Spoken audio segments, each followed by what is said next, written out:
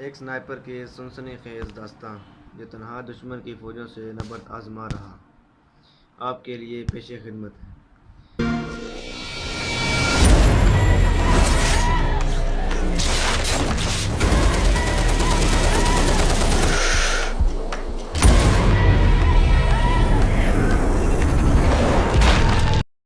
کہانی کی طرف جانے سے پہلے اگر آپ نے ہمارے چینل کو سبسکرائب نہیں کیا تو ریڈ بٹن پر کلک کریں اور بیل آئیکن کو دبائیں، اور ویڈیو پسند آنے کی صورت میں ویڈیو کو لائک ضرور کریں اور شیئر لازمی کریں، اور کمنٹ سیکشن میں ہمیں بتائیے کہ آپ کو ہماری ویڈیو کیسی لگی۔ تو چلو بڑھتے ہیں کہانی کی طرف۔ They running right after me. Yeah. 'Cause I'm number one, so that means everyone come. اس دو شاخے پر بیٹھے مجھے 12 گھنٹے ہونے کو تھے۔ میں بس اپنے ہاتھ پاؤں کو محدود حرکت دے کر اپنے اعضاء کو سن ہونے سے بچا سکتا تھا۔ اس سے زیادہ حرکت کرنے کی عیاشی میری قسمت میں نہیں تھی، لیکن یہ سب میرے لیے اتنا زیادہ مشکل بھی نہیں تھا کہ مجھے اپنے فرض سے باز رکھ سکتا۔ دوران ٹریننگ میں 36 گھنٹے اس سے بھی محدود جگہ پر بیٹھ کر گزار چکا تھا، بلکہ ایک مرتبہ تو مجھے 48 گھنٹے گزارنے پڑ گئے تھے۔ لیکن اس میں بھی کوئی شک نہیں کہ ٹریننگ اور حقیقت میں زمین آسمان کا فرق ہوتا ہے۔ ٹریننگ ہوتی ہی غلطیاں سدھارنے کی، جبکہ حقیقت میں غلطی کرنے کا مطلب اپنی جان گنوانا ہوتا ہے۔ خاص کر ایک سنائپر کے لیے غلطی کا تصور محال ہے۔ ہمارے اساتذہ کہا کرتے تھے کہ سنائپر کے پاس فائر کرنے کے لیے صرف ایک گولی ہوتی ہے۔ اگر وہ گولی ہدف کو نہ چھو سکے تو دردناک موت سنائپر کا سبب بن جایا کرتی ہے۔ میرے پسندیدہ استاد راؤ تصور کا قول اس بارے میں اور بھی متشدد تھا۔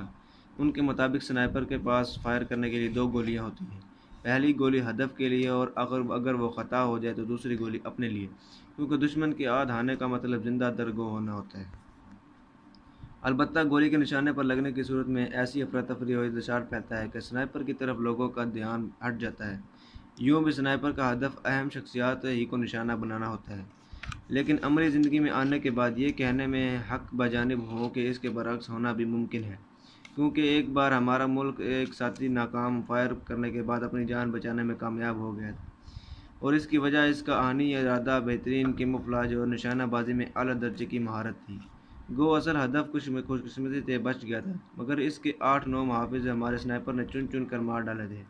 مجبوراً دشمن کو سنائپر پکڑنے سے زیادہ اپنی جان بچانے کی فکر ہوئی، اور وہ مزید کمک کی تلاش میں میدان چھوڑ کر بھاگ گئے۔ ان کی واپسی تک ہمارا ساتھی وہاں سے غائب ہو چکا تھا۔ در حقیقت سنائپر کو نشانہ بازی میں مہارت کے ساتھ ذہنی طور پر چاقو چبند اور ہوشیار ہونا چاہیے، تاکہ حالات کے مطابق فیصلہ کر سکیں۔ اس کے ساتھ اسے چھپنے کی جگہ کا چناؤ کرتے وقت وہاں سے فرار ہونے کے رستوں کو بھی نگاہ میں رکھنا چاہیے، کسی وقت ناگہانی صورت میں وہاں سے بھاگ کر اپنی جان بچا سکے۔ اس وقت میرے ہاتھ میں آسٹریلیا کی SSG رائفل تھی، جسے سنائپر رائفل کہتے ہیں۔ گو آج اس سے کئی گنا زیادہ بہترین اور معیاری رائفلیں دستیاب ہیں، مگر اس کا یہ مطلب نہیں کہ اس کی حفاظت اچھی رائفلوں کی موجودگی میں کم ہے۔ اس سے 800 گز تک کسی آدمی کو آسانی سے نشانہ بنایا جا سکتا ہے۔ اس کی میگزین میں 5 گولیوں کی گنجائش ہوتی ہے، لیکن ہر بار فائر کرنے کے بعد رائفل دوبارہ کاک کرنا پڑتی ہے۔ اس وقت میں نے جس جگہ کا انتخاب کیا تھا وہاں سے اس ہدف کا فاصلہ 700 گز بنتا تھا۔ سبز درخت کی مناسبت سے میں اپنے لباس کے اوپر سبز رنگ کا گلی سوٹ پہنا ہوا تھا۔ گلی سوٹ سنائپر کا وہ مخصوص لباس ہوتا ہے جو اس علاقے کی مناسبت سے چھپنے میں مدد دیتا ہے۔ صحرائی علاقے میں ریتلی رنگ کا گلی سوٹ، جو خشک جھاڑیوں سے میل کھائے بنجر اور خشک علاقے میں مٹیالے رنگ کا گلی سوٹ، مکمل برفیلے علاقے میں سفید رنگ کا گلی سوٹ، اور سبز علاقے میں گہرے سبز رنگ کا گلی سوٹ سنائپر کو چھپنے میں مدد دیتا ہے۔ یوں بھی سنائپنگ میں چھپنے کی اتنی اہم ہے جتنی میں ہدف کو نشانہ بنانے کی، کیونکہ خود کو چھپا کر ایک سنائپر ہی ہدف تک رسائی حاصل کر سکتا ہے۔ روانہ ہونے سے پہلے سنائپر نے منصوبہ بندی کی ہوتی ہے کہ وہ کس قسم کا گلی سوٹ ساتھ لے کر جائے گا۔ بعض اوقات اس منصوبے کے مطابق چھپنے کی جگہ نظر نہیں آتی۔ ایسی حالت میں وہ وقتی طور پر گھاس پھوس، درختوں کے پتوں یا جسم کو کیچڑ میں لت پت کر کے علاقے کی مناسبت سے اپنا کیموفلاج کر لیتا ہے۔ میں نے پشت پر بندھی پانی کی ایک بوتل پلاسٹک پائپ کو منہ میں لے کر تھوڑا سا پانی پیا۔ موسم کافی خوشگوار تھا، اور ورنہ تو گرمی سنائپر کے لیے اذیت کا باعث بنتی ہے۔ اس طرح پانی ختم ہونے کی صورت میں پیاس کی زیادتی ایک مستقل عذاب کی صورت اختیار کر لیتی ہے۔ ٹیلیسکوپ سائٹ میں جھانک کر میں دائیں بائیں علاقے کو دیکھنے لگا۔ اطراف میں چھدرے درخت پھیلے ہوئے تھے۔ میرے ہدف نے دائیں جانے سے نمودار ہوتا مگر اس کی سمت کی دور تک نگرانی نہیں کر سکتا تھا۔ میں نے اپنی مچان بنانے کے لیے موڑ کے قریب جگہ کو پسند کیا تھا۔ وہاں سے موڑ تک کا فاصلہ قریباً 2 کلومیٹر بنتا تھا۔ میں نے آنکھیں بند کر کے ایک لہجے کے لیے 2 شاخے کے ساتھ سر ٹکایا۔ ہلکی سی غنودگی کا احساس ہوا اور میں سر جھٹک کر نیند کو بھگانے لگا۔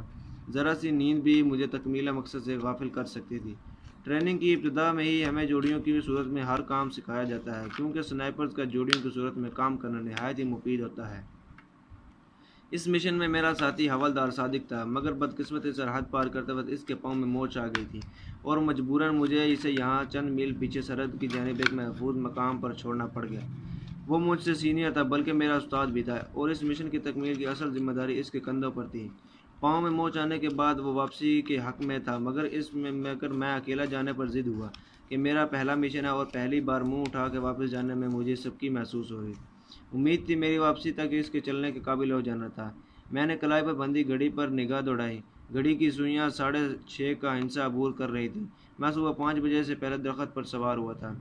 اس وقت سورج غروب ہونے کی مکمل تیاری کر چکا تھا کہ یقیناً مجھے ہدف کی آمد اگلی صبح تک ملتوی ہو گئی کہ اس علاقے میں رات کی حرکت نہ ہونے کے برابر تھی۔ میں نے آخری بار دائیں بائیں دیکھا اور ہاتھ پھیلا کر انگڑائی لینے لگا۔ مزید چند منٹ میں نے اپنے مختلف اعضاء کو حرکت دے کر سستی کو بھگایا اور پھر سمال پیک سے بھنے ہوئے چنے نکال کر کھانے لگا۔ چنے کھا کر میں نے پانی پینے کے لیے واٹر پائپ کا منہ لگایا اور وہ 2 گھونٹ سے زیادہ پانی نہ مل سکا۔ میں آتے وقت ایک چشمے پر تاڑ آیا تھا، مگر وہاں تک جانے کے لیے مجھے اندھیرا ہونے کا انتظار کرنا تھا۔ دشمن کا علاقہ تھا، میری نقل و حرکت کسی کی نگاہ میں آنے کا مطلب مشن سے ہاتھ دھو بیٹھنا تھا۔ اندھیرا ہوتے ہی درخت میں سے نیچے اتر آیا، اسمال پیک سے امریکن نائٹ ویژن سائٹ نکال کر اس کے ساتھ لگنے لگے تسموں کی مدد سے سائٹ آنکھوں پر باندھ لی۔ سائٹ آن کرتے ہی اس کا اندرونی پیٹرن روشن ہوا اور مجھے ہر طرف ہلکا سبز دکھائی دینے لگا۔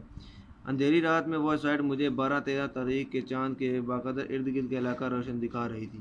رائفل کندھے سے لٹکا کر میں نے پسٹل ہاتھ میں پکڑ لیا، کیونکہ سنائپر رائفل سے تیزی سے فائر کرنا ممکن نہیں ہوتا اور ہر سنائپر اپنے ساتھ سنائپر رائفل کے علاوہ کچھ اور بھی ساتھ کا پسٹل ضرور رکھتا ہے کہ باوقار اڑانے سے اسے کام ملا سکے۔ پسٹل کی نال پر سائلنسر فٹ ہوتا ہے۔ 30 راؤنڈ کی لمبی میگزین لگا کر گلاک 19 کی کسی بھی طرح کلاشنکوف سے کم مفید نہیں تھا۔ ایک سنائپر کو سنائپر رائفل کے ساتھ پستول کے استعمال میں مہارت حاصل کرنا ضروری ہے اور بلا شبہ پستول کے استعمال میں خصوصی مہارت رکھتا تھا۔ چشمے کی طرف قدم بڑھانے سے پہلے میں نے فطری تقاضا پورا کیا اور پھر چشمے کی طرف بڑھ گیا۔ وہ پہاڑی علاقہ تھا۔ جولائی کے مہینے میں موسم اچھا خاصا سرد تھا۔ دن کی روشنی میں دور نظر آنے والی اونچی چوٹیوں پر برف کی سفیدی دیکھی جا سکتی تھی۔ گو دن کو سورج کی تمازت ماحول کو کافی حد تک گرما دیتی تھی، مگر یہ حدت میں بھی خوشگوار اثر لی ہوتی ہے۔ چشمہ مچان سے قریباً 1.5 کلومیٹر دور تھا۔ اس قریباً 1.5 کلومیٹر میں 25-30 گز کی کمی بیشی ہو سکتی تھی، اس سے زیادہ نہیں، کیونکہ ایک سنائپر کے لیے فاصلوں کا اندازہ لگانا بیکار کا مشغلہ نہیں، ٹریننگ کا حصہ ہوتا ہے جو بعد کو عملی زندگی میں کام آتا ہے۔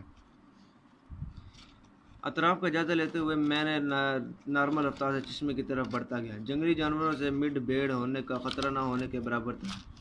گو اس علاقے میں کبھی کبھار ریچھ اور شیر نظر آ جاتے ہیں، مگر ایسا واقعہ خال ہی پیش آتا ہے۔ البتہ وہاں لومڑ کثیر تعداد میں موجود ہوتے ہیں۔ دشمن کے گشت دستے سے بھی چونکہ پہلے سے موجود رستوں پر گشت کرتے رہتے ہیں، اس لیے ان کی طرف سے بھی میں بے فکر تھا۔ لیکن کسی بھی قسم کی انہونی اچانک سر پر پڑنے والی افتا کا گمان، اس کے ساتھ رات کا اندھیرا، انجان علاقہ، دشمن کی سرزمین اور تکمیل مقصد، پہلے کسی حادثے کا خطرہ اور اس جیسے کئی احساسات اور بہرحال میرے دل میں ضرور جاگزیر تھے۔ ہلکی ہلکی ہوا شروع ہوگی اور یہ ہوا سردی بڑھانے کا سبب بنتی ہے، کیونکہ یہ برفیلی چوٹیوں سے گھوم پھر کر یہاں تک پہنچتی ہے۔